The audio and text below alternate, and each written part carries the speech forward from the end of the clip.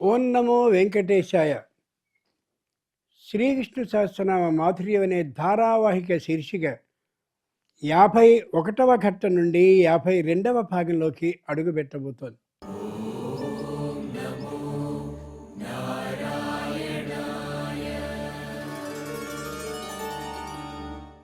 దీనికి కారణం ఆ దేవదేవుని అనుగ్రహం. ఆయన అనుగ్రహపు నీడలలో ప్రేక్షకులైనటువంటి మీ అందరి ఆదర అభిమానాలు, విశేషంగా ఈ కార్యక్రమాన్ని చూస్తున్నటువంటి ఆ సందేశాలు కూడా. ఇలాగే గృహిణులైనటువంటి వారు వచ్చినట్లయితే వారు వారి సంతానాన్ని సరైనటువంటి మార్గంలో పెట్టుకోవడంతో పాటు 10 మంది పిల్లల్ని కూడా వినేటటువంటి లక్షణం కలిగినటువంటి వారిని మార్చే అవకాశం ఉంటుంది. పురాణ ఇతిహాసాలు ఒకటే చెప్తాయి, నీకు నువ్వు బాగుపడి ప్రయోజనం ఏం లేదు, నీ ద్వారా 10 మందిని బాగు చేయగలిగితే అది చాలా మంచిది అని. అది స్ఫూర్తిగా తీసుకునే ఆంజనేయ స్వామి ఎక్కడో ఉన్నటువంటి సీతమ్మ జాడని ఎక్కడో ఉన్నటువంటి రామచంద్రునికి తెలిపి ఆ ఇరువురికి సంబంధించిన సంసారాన్ని ఒకటి చేశాడు. మనం ఏదో కొత్తగా పుణ్యాలని, తపస్సులని, దానాలని, ధర్మాలని చేయక్కర్లా. ఎక్కడెక్కడో ఉన్నటువంటి భార్యాభర్తల్ని అనుకూలమైనటువంటి మాటల్ని చెప్పి కలపగలిగినట్లయితే మన కుటుంబంలో అలాంటి ఇబ్బంది కలిగేటటువంటి పరిస్థితులు ఉండవు. ఎంత గొప్పగానో చెప్తుంది శ్రీమద్ రామాయణం, భారతం, భాగవతం కూడా. ఈ స్ఫూర్తితో 51 నుంచి 60వ శ్లోకం వరకు మీరు చదవబోయే ముందు ఓ ముఖ్యమైనటువంటి విశేషాన్ని అనుకుందాం. మనోహర, మనసుని హరించేవాడు. మాట్లాడుతుంటే మనస్సుని తనదిగ్గా చేసేసుకునే లక్షణం కలిగిన వాడు శ్రీ మహావిష్ణువు అని. చాలా గొప్ప నామాల్లో ఇది కూడా ఒకటి. ఏది కాదు వెనుక ఆంజనేయ స్వామి సుందరకాండలో అలా వెళుతున్నాడు సముద్రం మీద. శతయోజన విస్తీర్ణం, 100 యోజనాలు ప్రయాణం చేయాలి. వెళుతూ ఉండేటటువంటి సందర్భంలో సురసాం నాగమాతరం, నాగులకి తల్లి అయినటువంటి సురస పెద్ద నోరు తెరిచి ఆంజనేయుడిని చూసింది. పెద్ద నోరు తెరిచి అని, మమ భక్ష ప్రవిష్టస్వం ఈశ్వరైర్వానరర్షభ అతస్త్వాం భక్షయిష్యామి ప్రవిషేదం మమ ఆననం. ఒరే కోతి, నా నోట్లోకి పోకుండా వెళ్ళే హక్కు, అధికారం నీకు లేదు. ఈ ఆకాశంలో ఎవరు లంకానగరం వైపుకు వెళ్ళినప్పటికీ కూడా నా నోట్లోకి పోయి తీరాలి. ఇది నేను చేసిన శాసనం కాదు. ఈశ్వరైర్వానరర్షభ, దేవతలందరూ నాకు ఇచ్చినటువంటి వరవది, నా నోట్లోకి పో. నిజంగా మనం అనుకున్నట్టుగానే ఆంజనేయుడికి కోపం వచ్చి పెద్దదైనటువంటి బలం కలిగిన వాడు కాబట్టి దాన్ని ఏ విధంగా చంపడానికి ప్రయత్నించినట్లయితే కథ మొత్తం చెడిపోతుంది. అన్ని వేళలా కోపం తెచ్చుకోవడం సరి కాదు అని చెప్తుంది ఈ విశేషం. వెంటనే ఆంజనేయ స్వామి దానికి నమస్కారాన్ని చేశాడు. లోకంలో నాకు మంచి బలం ఉంది, శారీరకమైన శక్తి ఉంది, ఏం పర్వాలేదు, ఎవరు మాట్లాడినా నేను వెనక్కి తిరిగే ప్రశ్న లేదు అని మాట్లాడేస్తుంటారు. వాళ్ళు ముఖ్యంగా గమనించవలసిన విషయం ఇది.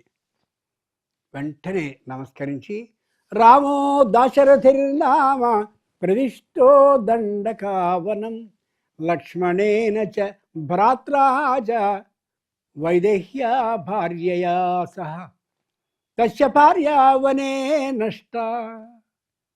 ఇవి ఒక్క మాట వింటావా? నేను చెప్పేది ఎంతటి బలిష్ఠుడు, సమర్థుడు, ఎంతటి వారినైనా నిర్జించగలిగిన వాడు, వేల లక్షల రాక్షసుల్ని చంపగలిగిన శక్తిమంతుడు ముందునాటికి అవుతున్న ఆంజనేయ స్వామి ప్రార్థించాడు దాన్ని. అక్కడెక్కడో రాముడు అనేవాడు ఉండేవాడు. ఆయన దండకవనంలో ప్రవేశించాడు. తమ్ముడైనటువంటి లక్ష్మణస్వామితో వైదేహ్యా సహ భార్యయా, భార్య వైదేహి వాళ్ళిద్దరితో వచ్చాడు. అక్కడ వచ్చిన తర్వాత తస్య భార్యావనే నష్ట, ఆవిడంతా ఆవిడ వెళ్ళిపోలా. ఎవడో దుర్మార్గుడు ఆవిడని కాస్త పట్టుకుపోయాడు. విపరీతమైన దుఃఖంతో ఉన్నాడు రాముడు. అంచేత నేను స్వయంగా తస్యా సకాశం దూతోహం గమిష్యే రామశాసనాత్ కర్తుమర్హసి రామస్య సాహ్యం విషయవాసిని. కొద్దిగా ఆ జంటని కలిపేందుకు నేను సహాయం కోసం వెడుతున్నాను. నాకు ఓపికన్నంతలో చేద్దామని యథాశక్తితో వెడుతున్నాను. నీకు కూడా కనికరం ఉన్నటువంటి దానివి కాబట్టి నువ్వు కూడా కొద్ది సహాయాన్ని చేస్తే చాలా సంతోషిస్తాను. ఎదుటివాడితో మాట్లాడే తీరు ఎలా ఉండాలో శ్రీమద్ రామాయణ భారత భాగవతాలు మనకి చెప్తాయి అని. నా మీద నీకు అనుమానం ఉందా? ఆగమిష్యామి తే వక్త్రం సత్యం ప్రతిశృణోమి తే. నేనెప్పుడూ నా మీద ఒట్టు పెట్టుకోరా, కానీ నేను నా మీద ఒట్టు పెట్టుకుని నీకు చెప్తున్నాను. అక్కడికి వెళ్ళి తప్పక మళ్ళీ తిరిగి వచ్చేప్పుడు నీ నోట్లోకి నీకు ఆహారం అయి తీరుతాను. అదండి. ఇక్కడి నుంచి వెళ్ళే ప్రతివాడు ఇదే మాట చెప్పాడు, కానీ ఒక్కడు కూడా తిరిగి రాలేదు. నేను నమ్మలేను. నేను చెప్తున్నాను కదా. బాగా గుర్తుంచుకోండి తల్లులరా, ఈవేళ లోకంలో ప్రేక్షకులందరూ మరింత శ్రద్ధగా వినాలి. ఆంజనేయుడంతటి వాడు తన మీద తాను ఒట్టు పెట్టుకున్నది ఎక్కడ అంటే, ఆ దూరంగా ఉన్నటువంటి భార్య భర్తలని కలిపేటటువంటి సందర్భంలో, కలపాలని ఇష్టంతో ఉన్న సందర్భంలో నేను తప్పకొస్తానని నా మీద నేను ఈ విధంగా ఒట్టు పెట్టుకుంటున్నానని.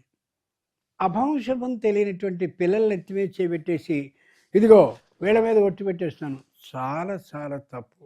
అంటే వాళ్ళు చచ్చిపోయినా పర్వాలేదు అనేంత స్థాయిలో కదా మనం పెడుతున్నాం. వాళ్ళు ఏం చేశారు పాపం, వాళ్ళకి ఏం తెలుసును. ఒక్కో సందర్భంలో తాను అబద్ధం మాట్లాడేసి అబద్ధాన్ని నిజంగా నమ్మించడం కోసం కూడా ఆ చిన్నపిల్లల తల మీద చేతులు పెట్టేస్తున్నారు. శ్రీమద్ రామాయణ భారత భాగవతాలను చూస్తే అది ఎంత నేరమో తప్పో మనకి అర్థమవుతుంది. అనేసరికి ఆలోచించింది సురస. వీడేదో బాగా మాట్లాడుతున్నాడు, మాట్లాడే మాటల్లో ఎక్కడ అబద్ధం ఉందని అనిపించడం లేదు అని. ఒక గమ్మత్తుంది. 100 యోజనాల వెడల్పు కలిగిన ఆ నోటిని తెరచగలిగిన సురస ఒక్కసారి ఆంజనేయుని మింగేయచ్చుగా. అసలు ఈ మాటలు ఎందుకు, ఆయనతో మాట్లాడడం ఎందుకు, ఇదంతా ఎందుకు?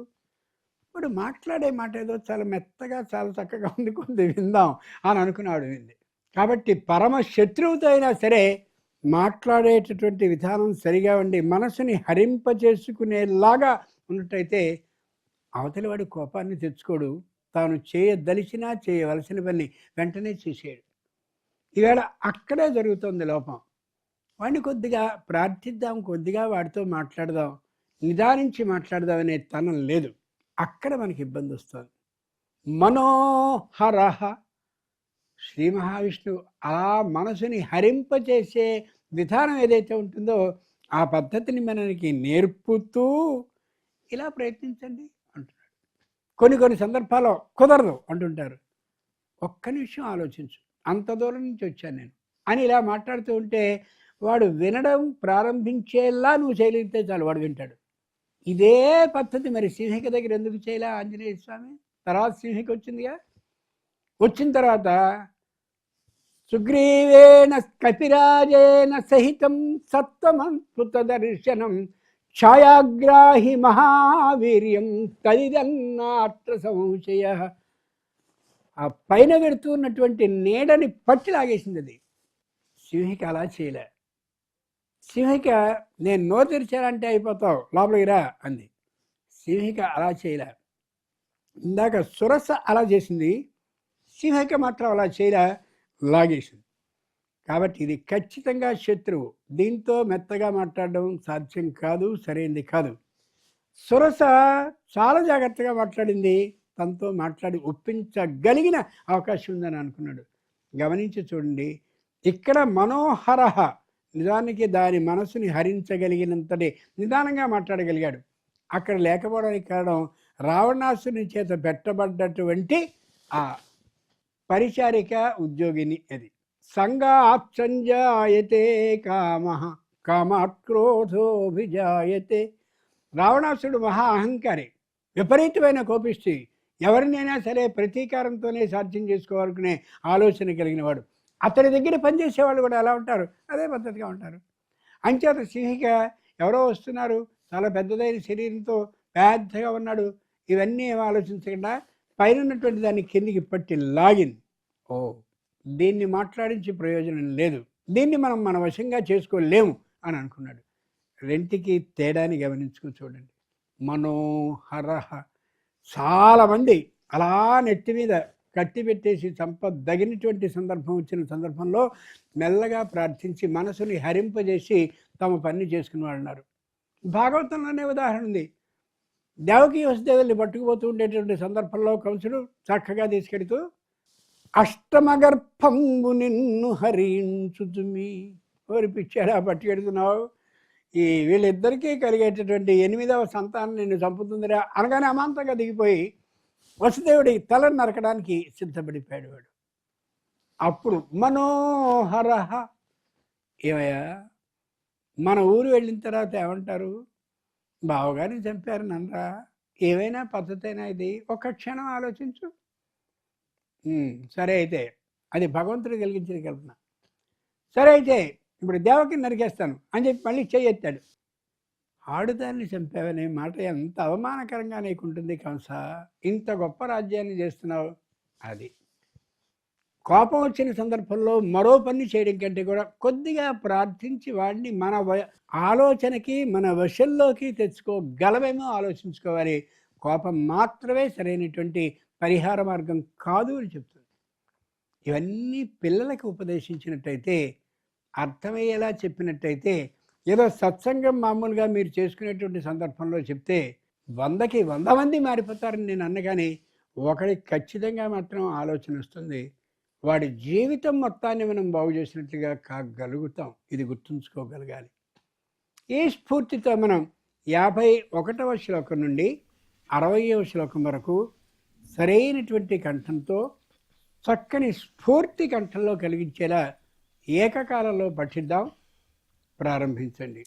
ధర్మగుద్ధర్మకృద్ధర్మే సదసక్షరమక్షరం అవిజ్ఞాత సహస్రాంశుర్విధాత కృతలక్షణః గభస్తినేమి సత్స్వస్తా సింహో భూతమహేశ్వరః ఆదిదేవో మహాదేవో దేవేశో దేవభృద్గురుః ఉత్తరో గోపతిర్గోప్తా జ్ఞానగమ్యః పురాతనః శరీరభూతభృద్భోక్తా కపీంద్రో భూరి దక్షిణః సోమపోమృతపః సోమః పురుచిత్పురుసత్తమః వినయో జయ సత్యసందో దాశార్హः సాత్వతాం పతిః జీవో వినయితా సాక్షి ముకుందో మిత విక్రమః అంబో నిధిరనంతాత్మా మహోదతిశయోంతకః అజో మహార్హ స్వాభావ్యో జితామిత్ర ప్రమోదనః ఆనందో నందనో నందః సత్యధర్మాగ్రివిక్రమః మహర్షి కపిలాచార్య కృతజ్ఞో మేదినీపతిః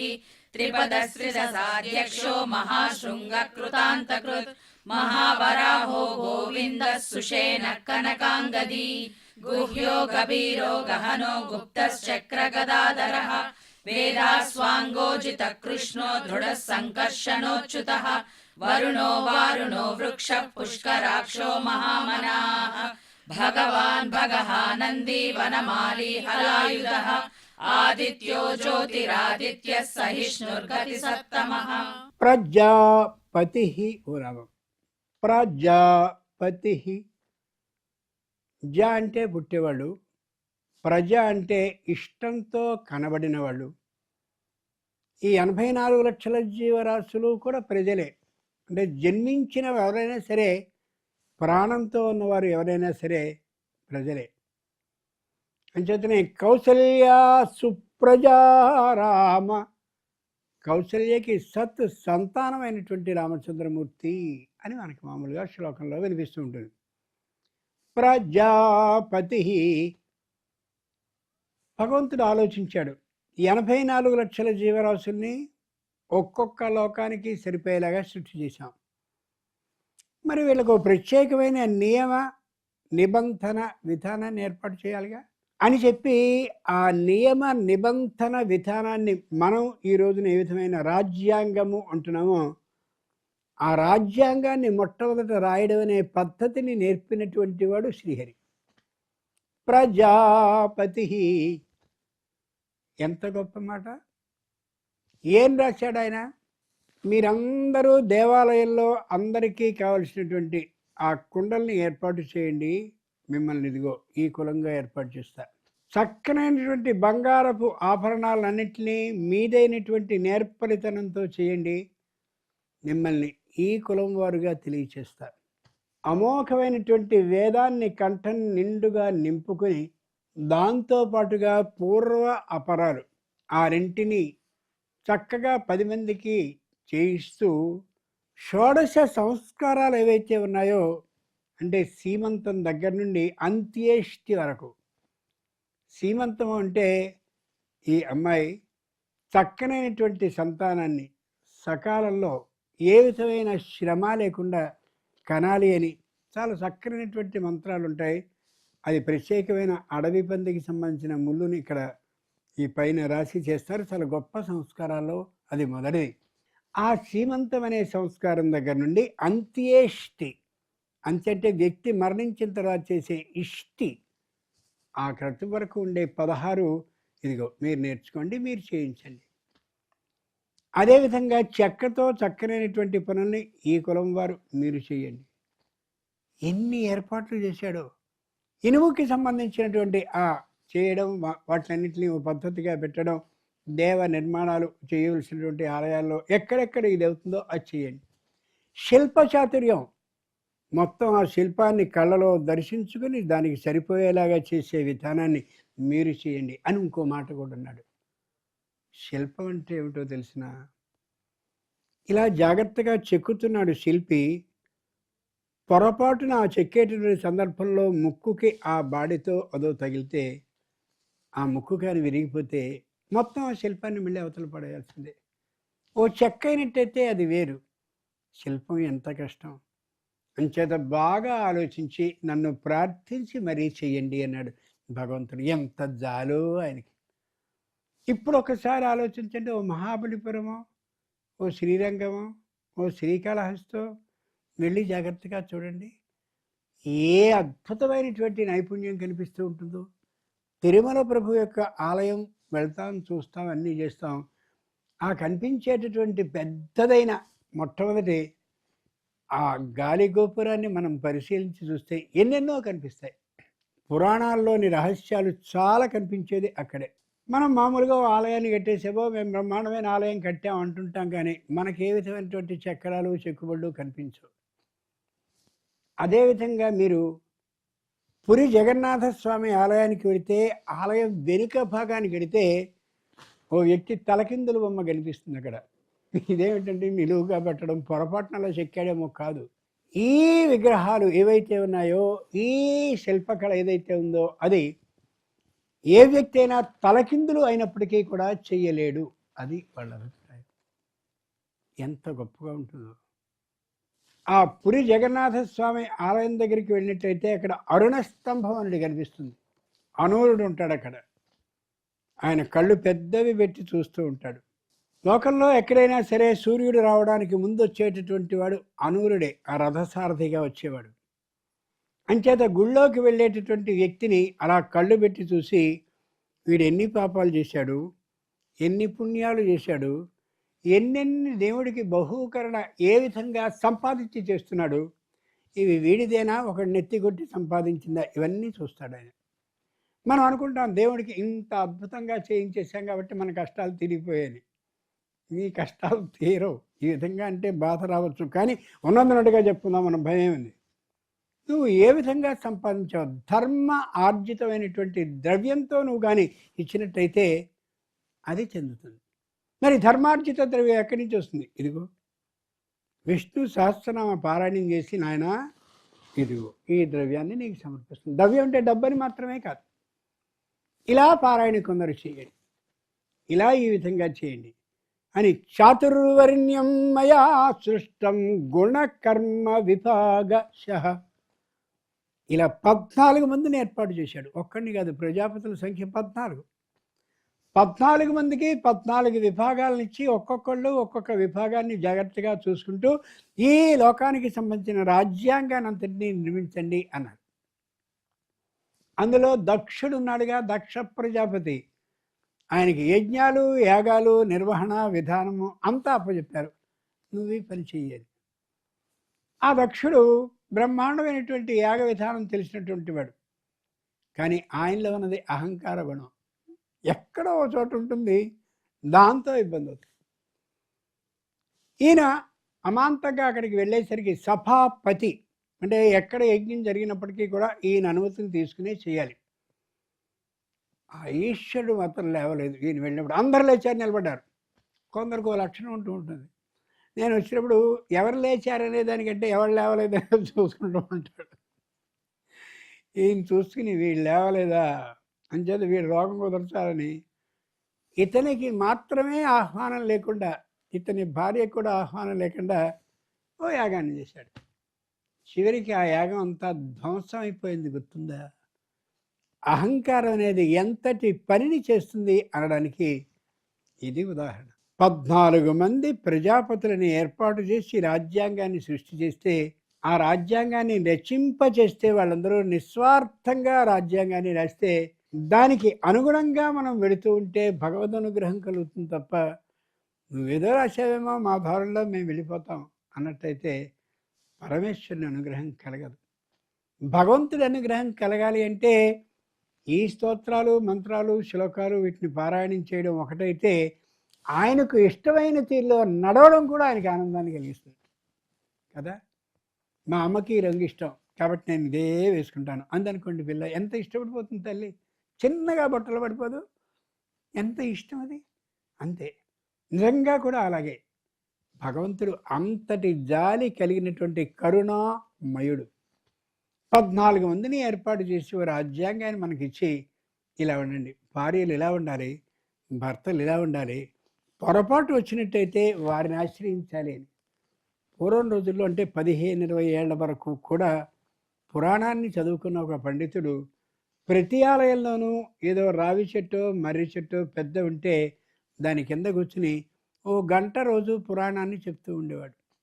మన ఇంట్లో విషయాన్ని మనం ఎవరికి చెప్పుకోలేంగా, కానీ ఆయన పురాణం చెప్తూ ఉంటే ఎవరి ప్రశ్నకి సమాధానం వాళ్ళకు వస్తూ ఉండేది. ఎందుకంటే అన్ని పురాణాల్లోనూ మన గురించే ఉంది కాబట్టి ఎవరి ప్రశ్నకి సమాధానం అది వచ్చేస్తే భలే వచ్చిందే అని చెప్పి మళ్ళీ మర్నాడు వాడు వచ్చేవాడు. అంత గొప్పగా రాజ్యాంగాన్ని 14 మంది చేత ఆ రచింపజేసినటువంటి దేవదేవుడు ప్రజాపతి. ఎంత గొప్ప అర్థం ఉంది ఏంటో. ఇట్లాంటి నామాలు కోకొల్లలుగా మనకు కనిపిస్తాయి. ఆ భగవంతుడి ఆలయానికి వెళ్ళినప్పుడు కూడా అదే దృష్టి చూడడం మంచిది తప్ప కర్మ వల్ల మాత్రమే ప్రయోజనం ఉండదు.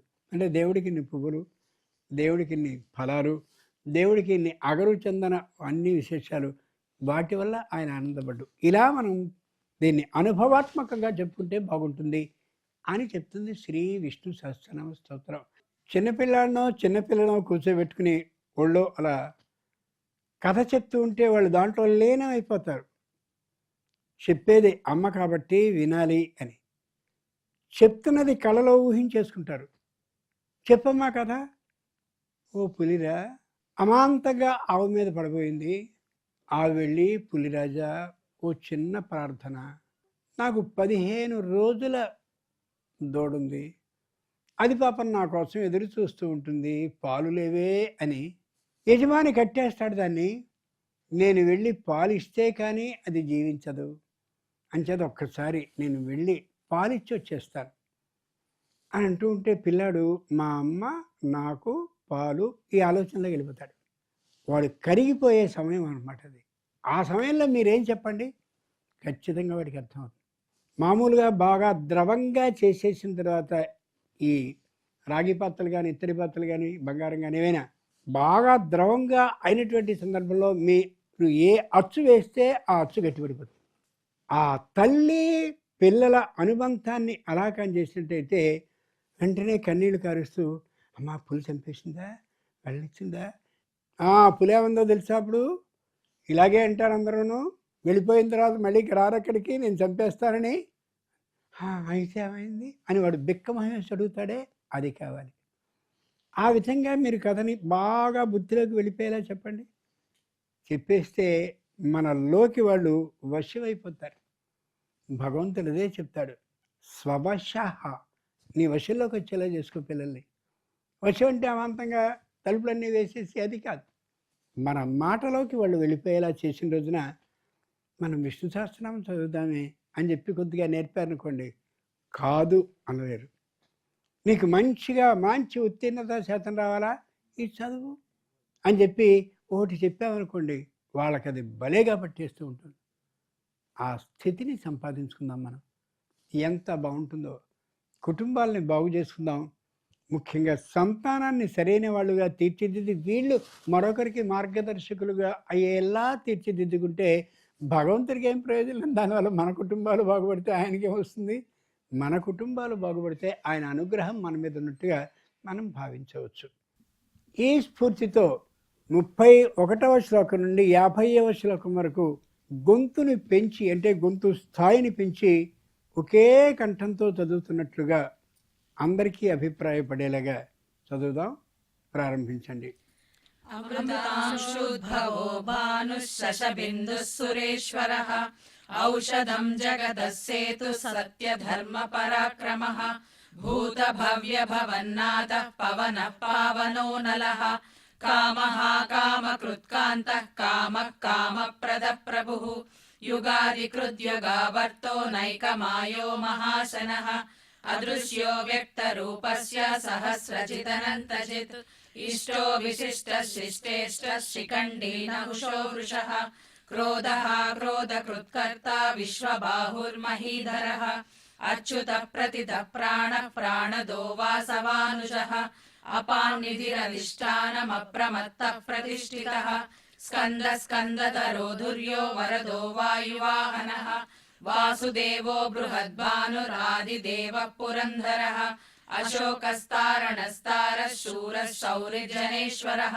అనుకూలశ్చ తావర్తః పద్మీ పద్మనివేక్షణः పద్మనాభోరవిందాక్షः పద్మగర్భः శరీరభృత్ మహర్షిరుద్ధో వృద్ధాత్మా మహాక్షో గరుడధ్వజः అతులः శరభో భీమः సమయజ్ఞో హవిర్హరిः సర్వలక్షణలక్షణ్యో లక్ష్మీవాన్ సమితింజయః వీక్షరో రోహితో మార్గో హేతుర్దామోదరः సహః మహీధరో మహాభాగో వేగవానమితాశనః ఉద్భవక్షోభనో దేవ శ్రీగర్భః పరమేశ్వరः కరణం కారణం కర్తా వికర్తా గహనో గుహః వ్యవసాయో వ్యవస్థానః సంస్థానస్థానదో ధ్రువః పరద్ధి పరమస్పష్టః సుష్టః పుష్టః సువేక్షణః రామో విరామో విరజో మార్గో నేయో నయో నయః వీరః శక్తిమతాం శ్రేష్ఠో ధర్మో ధర్మవిదుత్తమః వైకుంఠః పురుషః ప్రాణః ప్రాణదః ప్రణవః పృథుః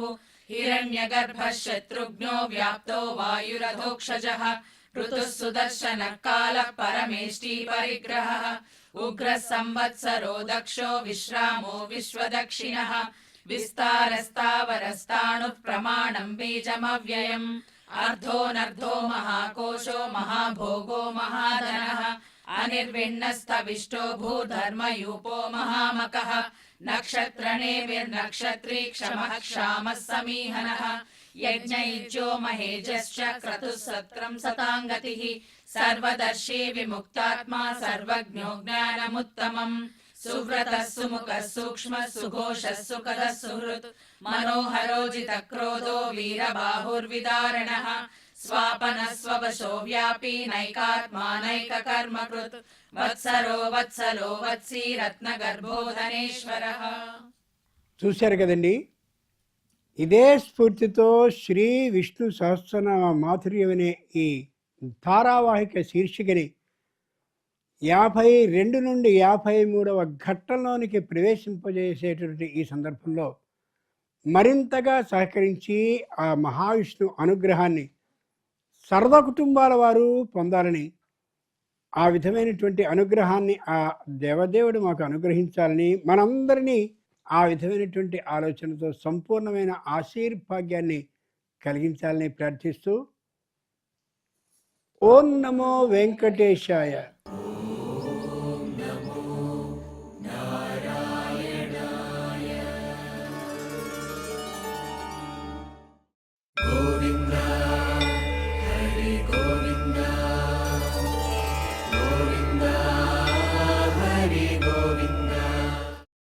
Om Namo